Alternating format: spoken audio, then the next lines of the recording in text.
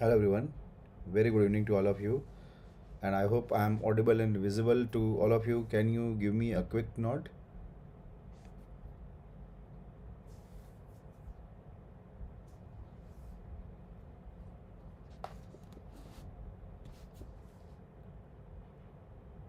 Hello Abhilash, Nikhil. Okay, thank you Abhilash, Nikhil. So today we are going to have a very important discussion of the genital tract pathology, which is a quite important topic in exam, and this will be, as I said, this will be a MCQ based discussion.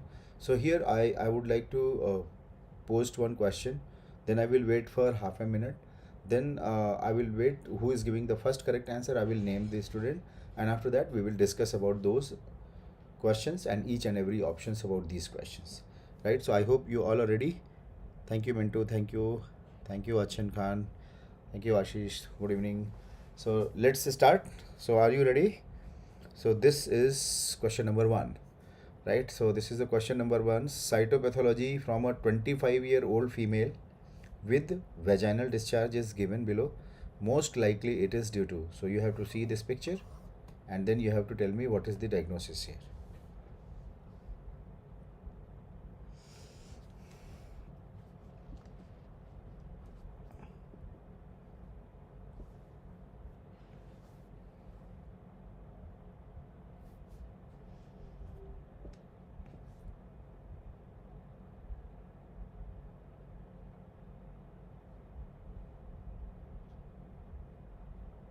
Right. So I have got first correct answer by Nairobi and Dr. Abhilash Singh, right? So the first correct answer given by them. See what I am showing you here in this. This is a Pap smear, right? Which is a cytopathology smear. And in this Pap smear, what we are observing? In this Pap smear, we are observing these two important cells, right? And these two important cells, actually, you cannot see the border. Can you notice here? You can see the edges of the cells, right? Squamous cells edges are quite clearly visible in these cells, but if you mark these two cells, you cannot see the exact edges or border of the cells. So these are clue cells, right? So in a very simple manner, I would like to say that these are clue cells, right? So these are clue cells, and clue cells are seen in bacterial vaginosis caused by Gardnerella vaginalis, right? So this is very important to understand. In Gardnerella vaginalis, we will discuss it little detail after some time. I'm just giving you first what is the hint for this one. So it is a clue cell, right? What you are going to see in Trichomonas, you are going to see pear-shaped trophozoites, pear-shaped trophozoites, right? And in Chlamydia, you will see glassy inclusions into the squamous epithelium, glassy inclusions into the squamous epithelium. And in actinomycosis, we will see there is a cotton ball like structure, right? Cotton ball like structure with radiating filaments, with radiating filaments like a sun rays, right? Radiating filaments which will be looking like a sun rays. So these are the other things, other options which you should remember, right? So I will show you all the pictures, but I'm just giving you outline. So in Gardnerella vaginalis, which is causing bacterial vaginosis, what we will see? Clue cells. Why it is called as clue cells? Because we cannot see the edges of the cells because of bacterial colonies are covering them. So that is why it is called as clue cell. In Trichomonas, we will see pear-shaped trophozoite with elongated nucleus, that I will discuss later on. Chlamydia, you will see glassy inclusions within the squamous epithelium. Actinomycosis, you will see the cotton ball like structure with radiating filament from them, right? So let us see one by one. What is bacterial vaginosis, right? So what is bacterial vaginosis? So bacterial vaginosis is a sexually transmitted disease caused by Gardnerella vaginalis, right? What will be the complaints here? So this will be having complaint of vaginal discharge. How will be the vaginal discharge? It will be thin, greenish or grayish in appearance, and when you will see when you will have the smell of this thing, it will be a fishy smelling. So thin, greenish or grayish discharge with fishy smelling is characteristic of bacterial vaginosis, right? Is characteristic of bacterial vaginosis. And on microscopic examination, what we will find? Clue cells, right? So what are clue cells? So whenever you are going to see the microscopic examination, you can see this is the squamous cell where edges are quite clearly visible. But now in this squamous cell, you cannot see the edges clearly, or you can say that their edges are covered by or hidden by a bacterial colony. So these are the blue color basophilic. Basophilic is bacterial colony. So all these basophilic material is bacterial colonies. So what is clue cell? Remember, it is diagnostic of bacterial vaginosis caused by Gardnerella vaginalis. And what is clue cell? These are the basophilic stippling. So what is that basophilic stippling? This basophilic stippling is actually a bacterial colonies, right? And what they are doing? They are covering or hiding the edges of squamous epithelial cell. That is why these are called as clue cells, right? That is why these are called as clue cells, right? So now you can see this is a picture where you are going to observe the clue cells. So as I said, you are seeing two squamous epithelial cells, right? So these are squamous epithelial cells, right? And in this squamous epithelium cells, what we are observing? What are these blue color things? So this basophilic or blue bacterial diagnosis, right? So this blue stippling, right? So whatever you are seeing blue stippling, these are bacterial colonies, right? So these are bacterial colonies. So bacterial colonies, what they are doing? These bacterial colonies are hiding the squamous epithelium, right? So we can say that squamous epithelium edges are hidden, right? So they are hidden under bacterial colonies, which is a blue stippling, right? So that is how you will identify clue cells, right? So that is how we will identify clue cells, and clue cells are seen in bacterial vaginosis. So where you will see clue cells are seen in bacterial vaginosis caused by Gardnerella vaginalis, right? So this is clear, right? So this is clear. Gardnerella vaginalis is causing this appearance, which was our question. Now look at the another picture of the Trichomonas vaginalis. Trichomonas vaginalis is another sexually transmitted disease, right? Another sexually transmitted disease because of flagellated protozoans, right? Because of flagellated protozoans. And what will be the presentation? Patient will be usually asymptomatic, or they will be having a frothy vaginal discharge, right? So sometimes they will be having frothy vaginal discharge. And on cytological examination, there are two findings which we have to keep in mind, right? There are two findings in the trophozoite of the Trichomonas vaginalis. Number one is pear-shaped organism, and second is the elongated nucleus, right? So these are the two things you can notice here, right? Pear-shaped organism and elongated nucleus is present. So that is how you are going to identify the Trichomonas vaginalis, right?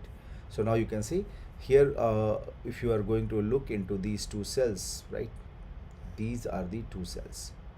So how are these cells? We can see they are pear-shaped, right? So you can notice that these are pear-shaped, right? Pear-shaped.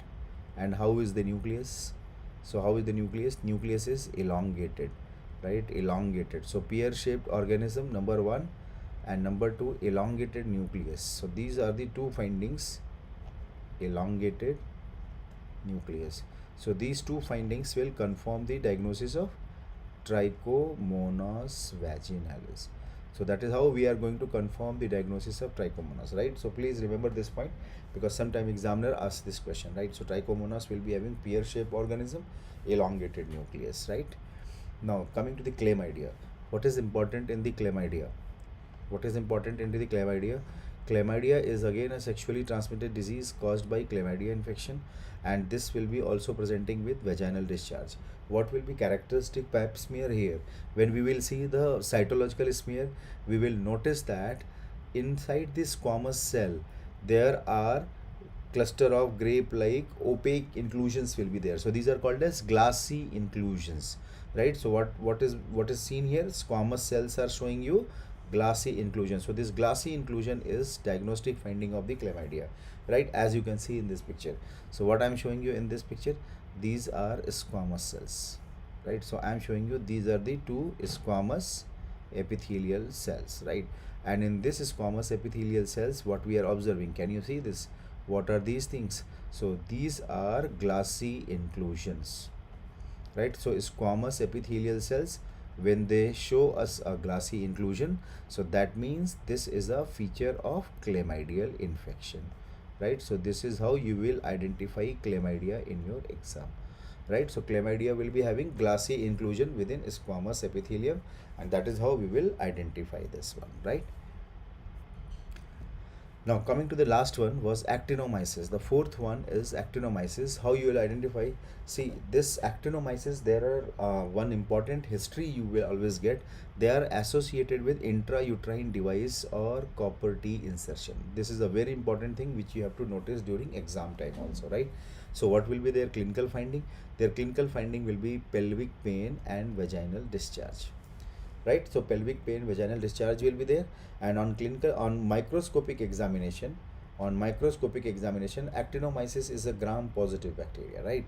And what will be the appearance? Cotton ball like structure and sun ray like radiating filament. So you can see here, this is how it will be looking like, right? It is looking like a cotton ball like structure and sun ray like radiating filament. Can you notice this? Cotton ball like structure and sun ray like radiating filament. So that will be actinomyces, right?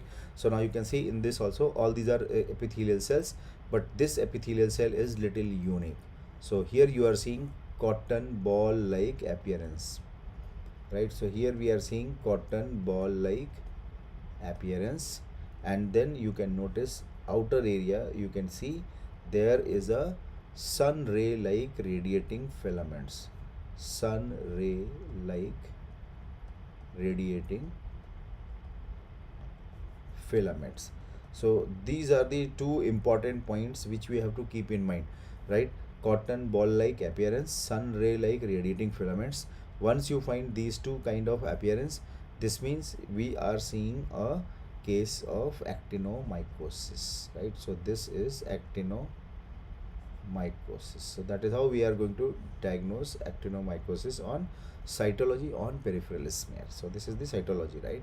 Cytology or histopathology also we will be seeing the same thing, not peripheral smear, cytology and histopathology. So this is a cytology, right? So these are four options, right? So now we can see that these are the important point, right? Nickel, antibiotic you can ask pharmacology faculty, because I am a pathology and I don't know antibiotics and all for that thing, right? I am really very sorry for that thing. So moving on to the next question. Next question is, 34-year-old male came with complaints of vague feeling of painless heaviness in the left scrotum from the past 10 months. Clinical examination shows that left testis is slightly larger than the right testis. Ultrasound scan was showing solid circumscribed 1.5 centimeter mass in left testis. Mass was resected. Gross and histopathology is given below. So which of the following is associated with this lesion? So tell me, what should be the right answer?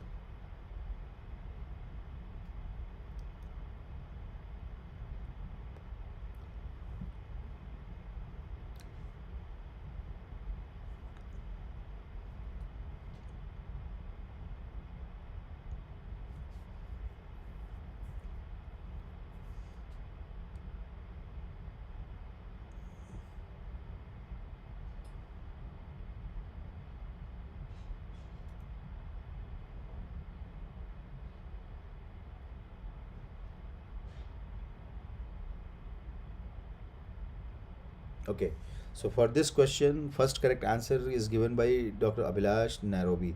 Answer is B, right? So if you look at this gross finding, right? So this gross finding is a well circumscribed lesion, and there is a tumor mass which is bulging out, and they have been divided by fibrous septa also. So this is the fibrous septa dividing the tumor mass, right? So this picture is quite specific. If it is from testis, right, painless heaviness in the left scrotum, right? So that means he is having left testis is having problem, right? So when you are seeing the left testis, so this gross finding is quite characteristic of the seminoma, right? But when you see the microscopy, then you can confirm that this is the seminoma, where tumor cells are arranged in sheets and tubules. right? And they are surrounded by fibrous septa, but we cannot see fibrous septa because you can see round mononuclear cells are infiltrated and they are separating the collection of tumor mass. So that is how you will identify the seminoma, right? So what I am saying, our diagnosis is here seminoma, right? So in seminoma, which of the following will be true, right? Isochromosome 12q. Remember, isochromosome is a one of the important etiology for the any germ cell tumor, for any germ cell tumor. But remember, it is not isochromosome 12q, it is isochromosome 12p, right? So it is short arm which is associated with germ cell tumor. So please remember, so it is not long arm, so that is why the first option is not the correct answer, right? Nano G expression is a molecular marker for any germ cell tumor. So germ cell tumors are positive for, what are the markers? They are positive for nano G, right, and oct3 and 4. This was the question in exam also, right? So oct3, 4 and nano G, these are the germ cell tumor markers. So B option is appearing to be correct. C option is elevation of alpha fetoprotein. Alpha fetoprotein is a tumor marker for non-seminomatous condition. So it is for non-seminomatous condition. So that is why this is not a correct answer, right? Elevation of alpha 1 antitrypsin, it will be seen in which tumor? Can you tell me in the comment box? Alpha 1 antitrypsin is a marker of which testicular tumor? Very good, yolk sac tumor. Very good, Vicky has told me. Yes, Vicky, you are correct. It's a yolk sac tumor. So this is the yolk sac tumor. So yolk sac tumor will be having alpha antitrypsin level high, right? So that is how we are saying that answer should be B. Nano G expression, oct3, oct4, these are other expression which can be present in the seminoma patient. So have a quick look on the seminoma. So what is seminoma?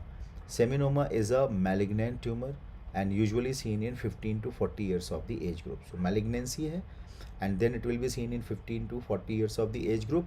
Gross examination is quite characteristic.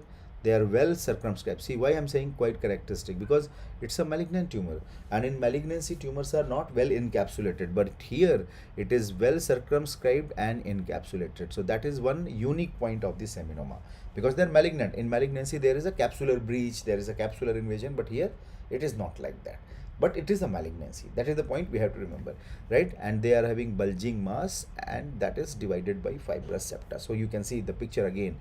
As I said, they are having well encapsulated tumor because they are malignant tumor. So there should be not well encapsulation in this tumor, but here it is well encapsulated. That is characteristic point of the seminoma, right? So what I am showing you here is a picture of gross examination of the seminoma, right? And in this we can also notice that these are the tumor mass.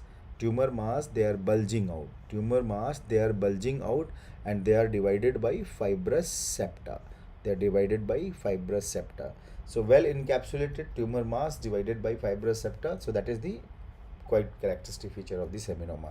And on microscopy, what we are going to see when you will cut down them, so you will notice there is a diffuse sheets and nests of the tumor cells, right? So there will be a diffuse sheets and nests of the tumor cells, and large tumor, round tumor cell will be present with prominent nucleoli.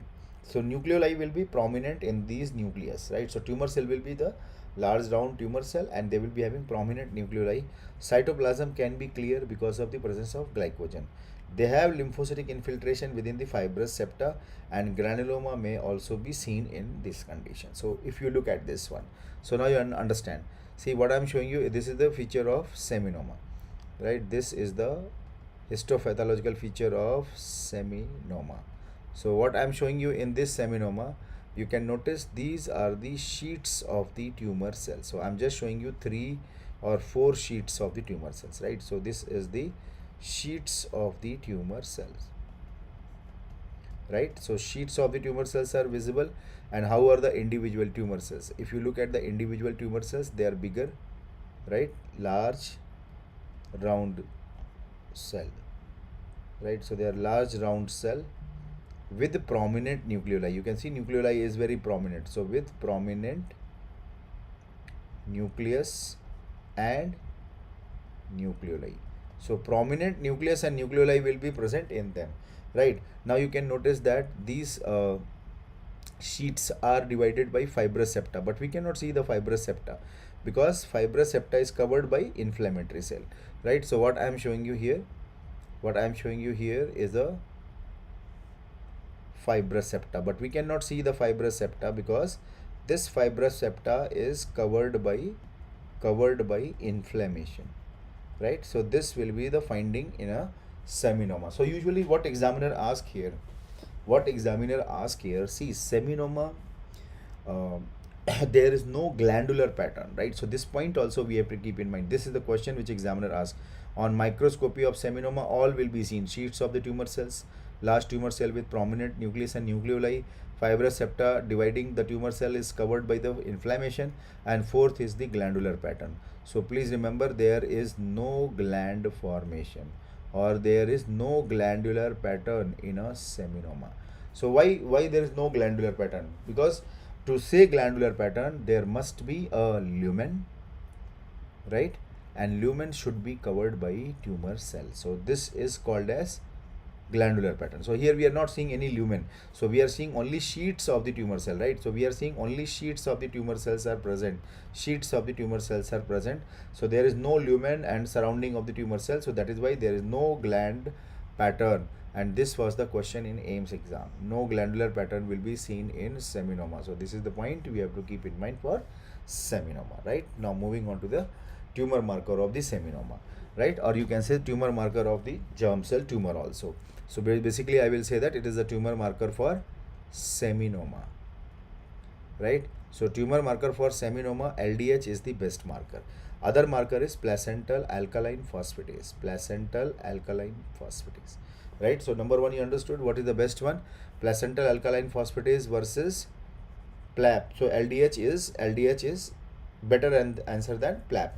And 15% of the seminoma, they will also positive for beta HCG because they are originating from the one special cell called as syncytial trophoblastic cell. So that is again a very important MCQ. 15% of the seminoma, they arise from syncytial trophoblastic cells, and that is why they will be positive for beta HCG marker, right? And they will also have a molecular marker. So all germ cell tumor, please remember this point, nearly all germ cell tumor will be having this kind of tumor marker. So OCT3, OCT4 and nano G is a molecular tumor marker, and c-KIT is a tumor marker. It will be only seen in seminoma, right? It will be only seen in seminoma. OCT3, OCT4, nano G, this will be seen in all the seminoma and non-seminoma. So seminoma and non-seminoma both will be having nano G, right? So seminoma, non-seminoma both will be having nano G and OCT3, OCT4. So now understand LDH and PLAP. LDH is better. Even 15% of the cases will be having beta HCG as a tumor marker, and their molecular marker are two important markers. c-KIT only for the seminoma, but OCT3, OCT4 and nano G, it is for both seminoma and non-seminoma. Or in a simple word, we can say that this is a tumor marker for all kind of germ cell tumors. So that is the point we have to keep in mind, right? So now coming to the next question. A 3-year-old boy noticed to be having left testicular mass by his parents. An archectomy was done and his histopathological specimen is given below. Which of the following tumor marker is useful for monitoring the recurrence of tumor in this patient? So what should be right answer?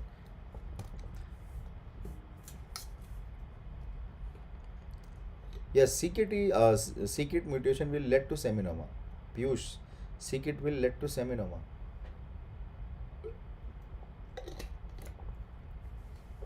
c-KIT mutation is one of the very important etiology for seminoma.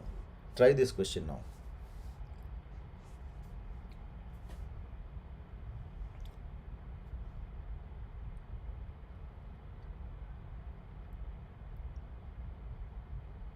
Okay.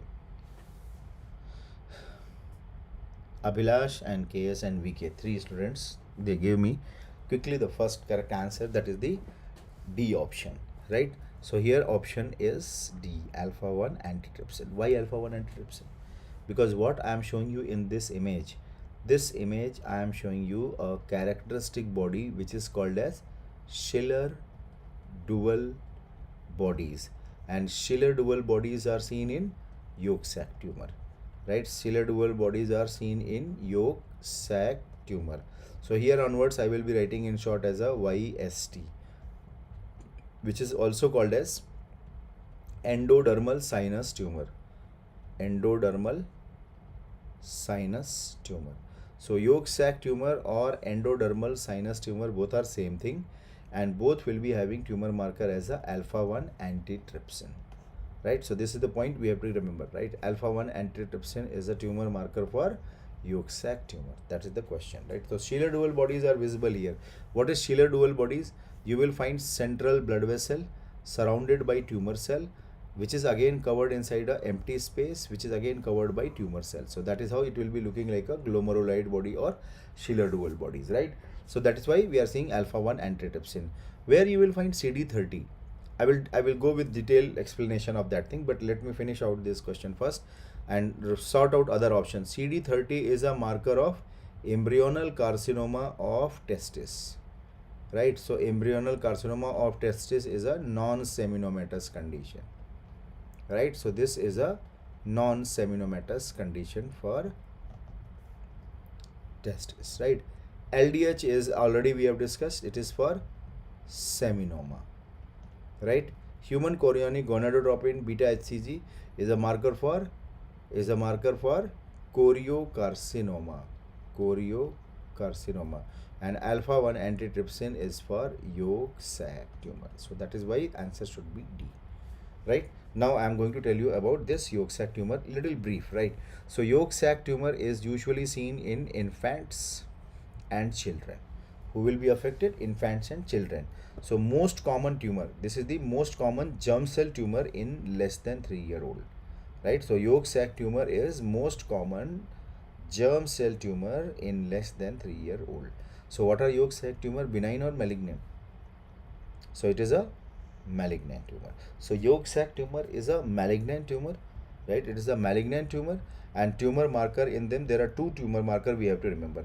One is alpha fetoprotein, which is having maximum elevation in this non-seminomatous condition, and second is alpha 1 antitrypsin. So these are the two tumor markers which we will see in a yolk sac tumor, right? How we will identify yolk sac tumor? By seeing the Schiller dual bodies. Remember, Schiller dual bodies are also known as glomeruloid bodies. They are also known as glomeruloid bodies, right? So what is Schiller dual bodies or glomeruloid bodies? So here you will see in the center, right? In the center there is a blood vessel. You can see that, how you'll identify blood vessel? A lumen with RBC, right? So we are seeing a central blood vessel, right, which is covered by, you can see blue color, covered by tumor cell. So central blood vessel covered by tumor cell. So central blood vessel is covered by tumor cell, and again this tumor cell is again enclosed inside a cystic cavity. So they are enclosed inside a cystic cavity, and cystic cavity is again covered by tumor cell, right? So that is how you have to remember. Tumor cells are covering cystic space, cystic spaces are covering tumor cells, and tumor cells are covering central blood vessel. So entire structure is called as Schiller dual body or glomeruloid bodies, which are diagnostic finding in the yolk sac tumor of the testis, right? So this is the diagnostic finding of the yolk sac tumor of the testis, right? So that is the point we have to remember. So now you can see this is the picture. If you look at the picture, you can see there is a central part. So what is this? This is the blood vessel, right? So this is the centrally located blood vessel, right? And then we can notice there are tumor cells. So this is the blood vessel covered by tumor cells, right? Covered by tumor cells, and then there is a cystic space. So around the tumor cells there are cystic space, right? And again we can see they are surrounded by tumor cells, right? So they are surrounded by, so cystic space is again covered by or surrounded by tumor cells.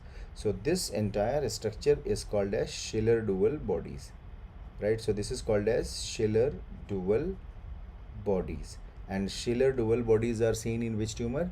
It will be seen in yolk sac tumor, right? So this will be seen in yolk sac tumor. So this is point we have to remember.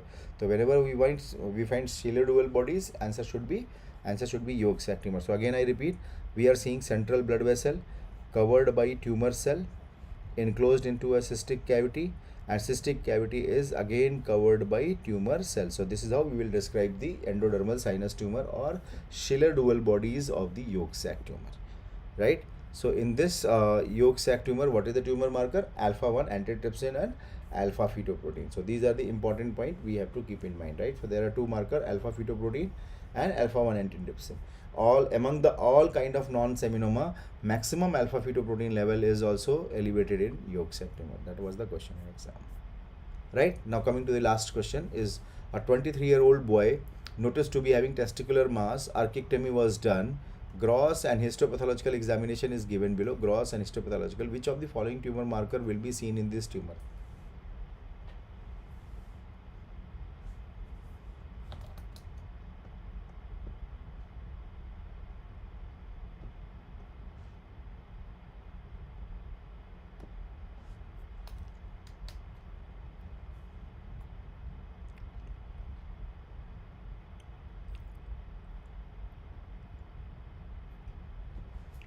Mhm.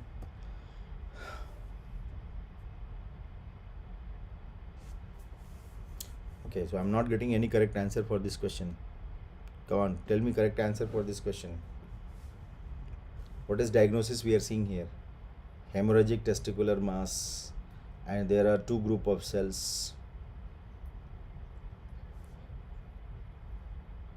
Right, so first correct answer is given by Nairobi. Answer is, see what I'm showing you here. See image, look at this image, right? So this is looking reddish because of hemorrhage, right? So they are red because of presence of hemorrhage. So hemorrhage is present, right? Now you can see there is an area of hemorrhage and dark color. So this dark color with hemorrhage is the area of necrosis. So hemorrhage and necrosis, if you find in a tumor, it means it is a malignant tumor. So this is how we have to identify tumor on gross examination, right? Hemorrhagic and necrotic tumor mass is suggestive of, so this is the testicular mass, hemorrhage and necrosis. So whenever we see hemorrhagic tumor mass, it means it is suggestive of malignancy, right? And now when we are going to see the cells here, so these are individual cells which is called as cytotrophoblasts, right? And then there are multinucleated cells which are called as syncytiotrophoblasts. So basically these are placental site tumor, right? So what are these tumors? Choriocarcinoma. So now by seeing cytotrophoblast and syncytiotrophoblasts, our diagnosis will be choriocarcinoma, right? Choriocarcinoma, right? So again I have told you, embryonal carcinoma is for CD30, LDH is for seminoma, human chorionic gonadotropin means beta HCG is for choriocarcinoma. CD30 is for embryonal carcinoma, and LDH is also cause of or seen in seminoma. So these are the markers. And alpha 1 antitrypsin, just now we have studied yolk sac tumor. So answer should be C, right? So first correct answer given by Nairobi, it is a choriocarcinoma, absolutely correct. And the marker will be beta HCG. So here we have to remember that alpha HCG is not a tumor marker. Alpha HCG is not a tumor marker. So that is also one important thing we have to keep in mind, right? Alpha HCG is not a tumor marker. Sometime examiner will be asking you, right, which is not a tumor marker. So that time we need to remember that alpha HCG is not a tumor marker, right? Alpha HCG is not a tumor marker, right? So now we will have a quick go through about this. So as I have told you, what I am showing you in this choriocarcinoma gross specimen. So what is this? This is the choriocarcinoma, right? Choriocarcinoma gross specimen. And in this gross specimen we are seeing areas of the hemorrhages also, and this dark color area is areas of necrosis also. So hemorrhagic and necrosis area, when you find in them, so that means it is suggestive of malignancy. So that is what we have to remember.